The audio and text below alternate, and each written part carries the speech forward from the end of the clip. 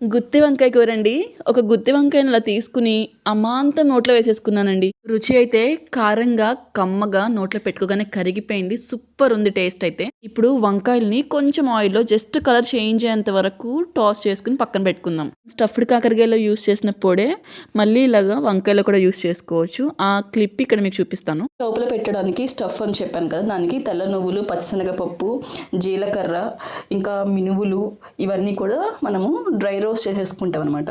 So dry roast చేసుకుంటే ఏమవుతుందంటే మనకి ఆ రోస్ట్ అయ్యి ఆ ఫ్లేవర్ అనేది చాలా బాగుంటుంది. ధనియాలు కూడా వేసాను మధ్యలో నేను. మొత్తంలో డ్రై రోస్ట్ చేసేసుకుని కొంచెం సేపు అట్లాగా మంచిగా ఆరనిద్దాం. ఆరినాక దాంట్లో ఉప్పు వేసుకుని మొత్తం బాగా మెత్తగా ఇట్లాగా మిక్సీ పట్టేసుకుందాం. చూసారు కదా ఎంత మెత్తగా అయిపోయిందో. దాంట్లో ఇప్పుడు మనం కొంచెం కారం యాడ్ చేసుకుందాము. మొత్తం కారం కూడా యాడ్ చేసుకుని మొత్తం అలాగ మనం కలిపేసుకోవాలి. చేత్తో కలిపేసుకుంటే ఇంకా మంచిగా మనకి మెత్తగా ఉంటుందన్నమాట.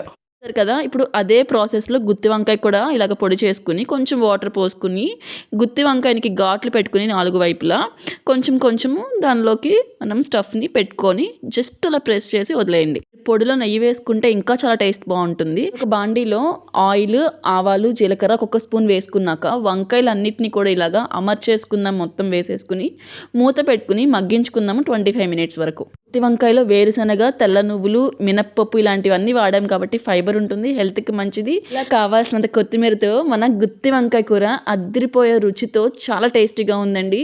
కొత్తిమీర ఎంత వేసుకుంటే రుచి కూడా లాస్ట్‌లో అంత ఎన్హాన్స్ అవుతుంది. నాకైతే ఇలాగ గుత్తి వంకాయ కర్రీ చేసుకొని తినడం అంటే మహా ఇష్టమండి.